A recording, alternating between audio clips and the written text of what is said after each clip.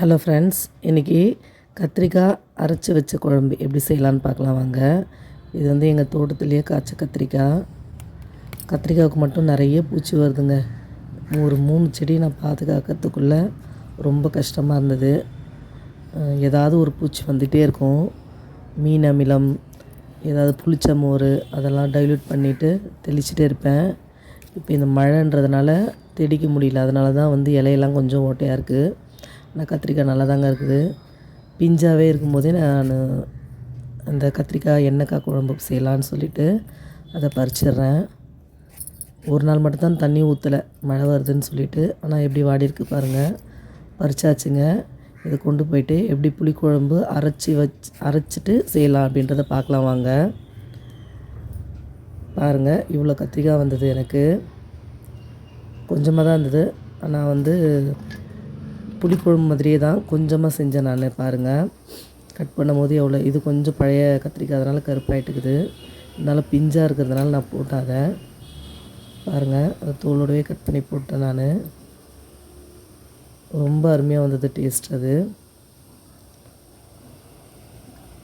நானே எடுக்கிறதுனால கட் பண்ணுறதை எடுக்க முடியல. பாருங்கள், நல்லெண்ணெய் தான் யூஸ் பண்ணுறேன் நான். இப்போது நல்லெண்ணெயை முதல்ல கொஞ்சம் ஊற்றிட்டு இந்த கட் பண்ணி வச்சுருக்க கத்திரிக்காயை போட்டு அதில் ஃபுல்லாக நல்லா ஃப்ரை பண்ணிவிடணுங்க. ஏன்னா எண்ணெய் கத்திரிக்காய் குழம்புக்கு இது செஞ்சால் தான் நல்லா டேஸ்ட்டாக இருக்கும். இதுலேயே பாதி குக் ஆகிடும் அது. இப்போ இதை தனியாக எடுத்து வச்சுட்டு அதே கடாயில் தக்காளி, வெங்காயம், இதுக்கு நான் அளவுலாம் எதுவும் சொல்லலைங்க. ஏன்னா புளி குழம்புன்றது எல்லாருக்குமே தெரியும். அதனால் அளவு சொல்ல, இது புளி கொஞ்சமாக ஊற வச்சிடுறேன் நான் முதல்ல.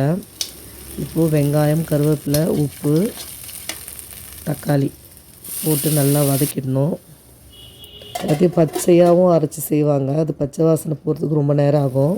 இது மாதிரி வதக்கிட்டிங்கன்னா ரொம்ப நல்லாயிருக்கும். இது வந்து குழம்பு மிளகாத்தூள் போட்டு தேவையான அளவு புளி ஊற வச்சுருக்கேன். அது இல்லாமல் கொஞ்சம் புளி போட்டு வதக்கிட்டு இந்த கரைச்சி வச்சுருக்க புளி தண்ணியை கொஞ்சமாக ஊற்றிட்டேன். ஏன்னா அடி பிடிச்சிருந்தது. அதை எடுக்கிறதுக்காக கொஞ்சம் தண்ணி ஊற்றிட்டு இதை மிக்ஸி ஜாரில் ஆறின பிறகு போட்டு மீதி இருக்க புளி தண்ணியும் இந்த கடாயில் ஒட்டி இருக்கிறதெல்லாம் ஃபுல்லாக எல்லாமே தண்ணி போட்டு அந்த மிக்சியில் ஊற்றிடுறேன். ஊற்றிட்டே அரைக்கிறேன் நான். பாருங்கள், நல்லா பேஸ்ட்டாக ஆகிடுச்சு.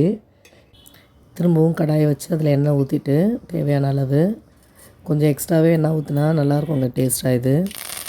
இப்போ கடுகு, உளுத்தம் பருப்பு போட்டு கருவேப்பிலை போட்டு இந்த அரைச்சி வச்ச பேஸ்ட் எடுத்து ஊற்றிட்டேன் நான். இந்த மிக்சியையும் வந்து அலசிட்டு அது கூடவே முதல்லே சேர்த்து நல்லா கொதிக்க வைக்கணும். இப்போது வந்து உப்புலாம் பார்த்துக்கோங்க. பார்த்துட்டு மூடி ஒரு 5 மினிட்ஸ்லேயே கொதிச்சிடுச்சு. சுண்டிடுச்சு. அதுக்கப்புறம் கொதிக்கும் போது இந்த எண்ணெயில் வதக்கி வச்சுருக்க கத்திரிக்காயை போட்டு நல்லா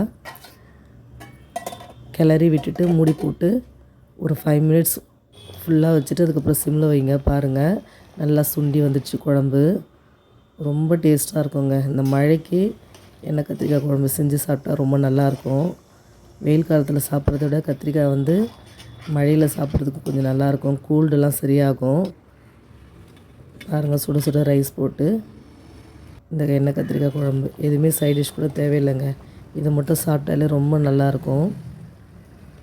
இது ஒரு பாத்திரத்தில் ஊற்றி வச்சிட்றேன். ஓகே ஃப்ரெண்ட்ஸ், இந்த வீடியோ பிடிச்சிருந்ததுன்னா லைக் பண்ணுங்கள். இதே மாதிரி இந்த வீடியோ பார்த்துட்டு செஞ்சு பாருங்கள். இது நான் என் செடியிலேயே பறித்த கத்திரிக்காய்ன்றதுனால ரொம்ப டேஸ்ட் நல்லா இருந்தது. சப்ஸ்கிரைப் பண்ணுங்கள். தேங்க்யூ.